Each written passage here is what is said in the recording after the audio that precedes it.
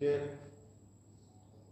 यह जो हमारी यात्रा है, नीतीश कुमार जी की जो कोशिश है बिहार को बैक गियर में ले जाने का, बिहार को फिर से पीछे ले जाने का, उनकी इस कोशिश को नाकाम करना है। बिहार पीछे नहीं जाएगा, बिहार आगे बढ़ेगा।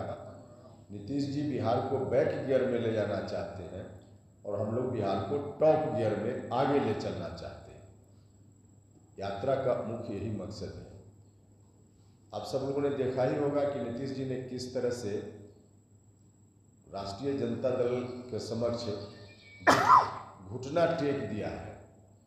कभी नीतीश कुमार जी गरज कर बोलते थे भ्रष्टाचार के खिलाफ में,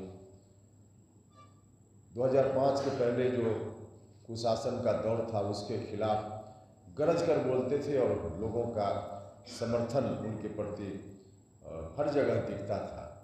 लेकिन आज नीतीश कुमार जी न तो भ्रष्टाचार के खिलाफ कुछ बोल पा रहे हैं और न उस समय का जो कुशासन था उस कुशासन के खिलाफ बोल रहे हैं, बल्कि उस कुशासन के पक्ष में खड़े हैं। क्योंकि नीतीश कुमार जी ने फरमान जारी कर दिया कि हम उन्हीं हाथों में बिहार को सौंपेंगे जिन हाथों ने बिहार को हर तरह से बर्बाद कर दिया था। उस समय क्या स्थिति थी, यह इलाका तो और विशेष रूप से नरसंहार, चारों तरफ लोगों का जीना दूभर। शाम होने के बाद कुछ इलाके ऐसे थे जहां लोग जाना नहीं चाहते थे, लोगों के मन में भय होता था। पटना राजधानी, वहाँ जो व्यापार करने वाले लोग हैं वहाँ से छोड़कर बाहर भाग रहे थे। अपहरण की घटनाएं, रोजमर्रे की घटना हो गई थी। तो वह जो दौर था, उस दौर में फिर से वापस अगर आरजेडी के हाथ में बिहार चला गया तो फिर से बिहार उसी दौर में चला जाएगा। तो अब उन्होंने फरमान जारी कर दिया है कि हम उन्हीं हाथों में सौंपेंगे, लेकिन हम लोगों का संकल्प है कि किसी भी स्थिति में उन हाथों में बिहार को हम नहीं जाने देंगे। तो मकसद हमारा यही है और इसीलिए हम लोगों के बीच जा रहे हैं। और लोगों के बीच जब जा रहे हैं तो इतना बड़ा समर्थन हमको मिल रहा है जिसकी अपेक्षा हमको नहीं थी।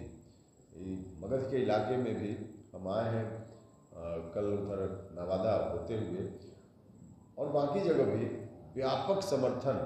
और नतीजा होता है कि हम लोगों को समय पर जहाँ पहुँचना चाहिए 5 बजे शाम में, वहाँ 10 बजे रात में पहुँचते हैं।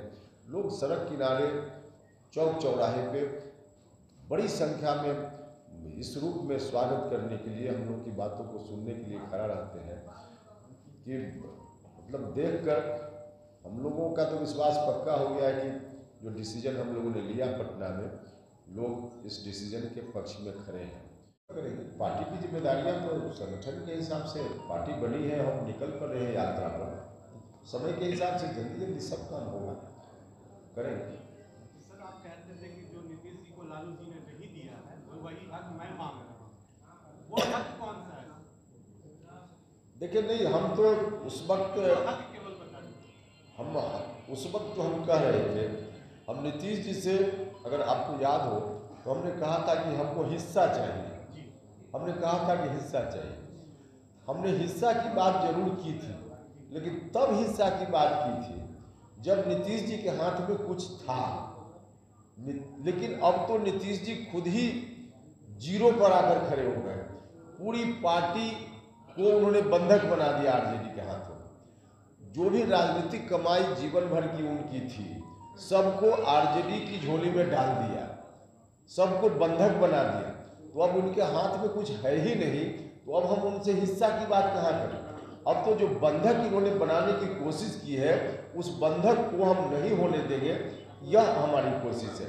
तो हक का मतलब है कि जो विरासत जननायक कर्पूरी ठाकुर, जगदेव बाबू जैसे लोगों ने नीतीश जी के ऊपर बिहार की जनता के माध्यम से वह विरासत गई, उस विरासत को फिर से नीतीश जी आरजेडी के हाथों सौंपना चाहते हैं।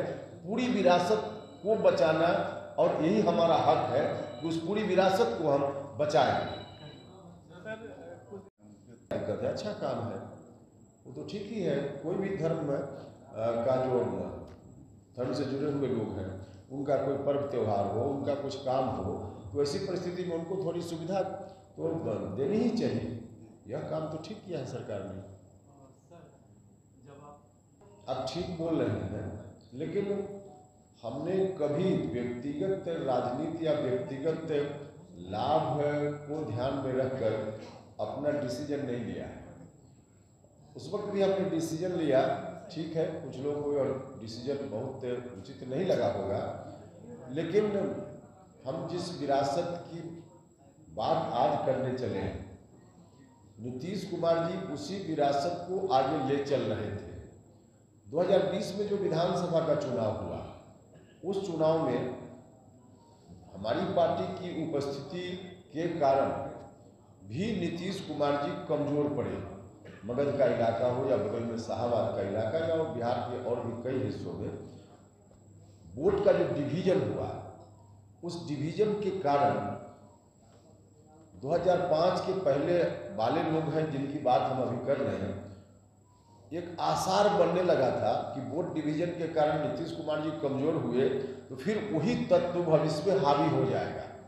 वो दिखने भी लगा था, क्योंकि पूरा का पूरा शाहबाद का मगध का इलाका, यहाँ 0 पर नीतीश कुमार जी आउट हो गए थे।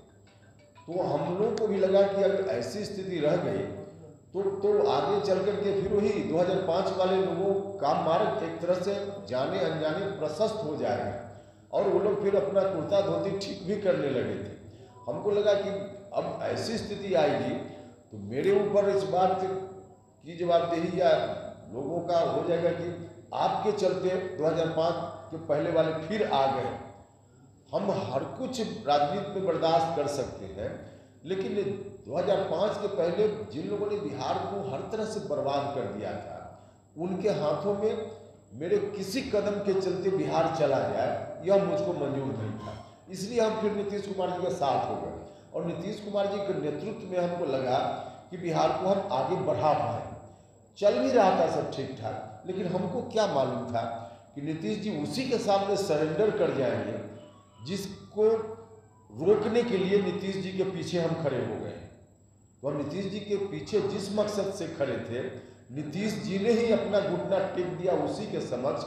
तब हमको लगा कि फिर अब नीतीश जी के पीछे हम खड़े रहे तो बिहार फिर से उसी रास्ते पर जाएगा जहां नहीं जाना चाहिए। इसलिए हमने ऐसा किया।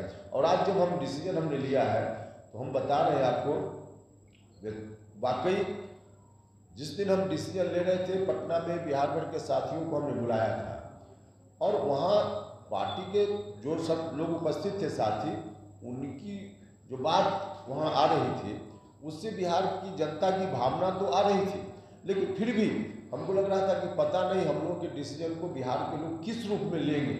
लेकिन अब जब निकले हैं तब लोगों का इतना समर्थन, और एक तरह से कहा जाए कि लोगों के मन में जो आप कह रहे हैं कि उस समय हो गया था, हाशिए पर चले गए थे, वैसे लोगों की उम्मीद फिर से जगी है और उनकी उम्मीद के लिए ही हम जो भी राजनीति करते रहे हैं, उनकी उम्मीद को हम कभी पीछे नहीं पड़ने देंगे।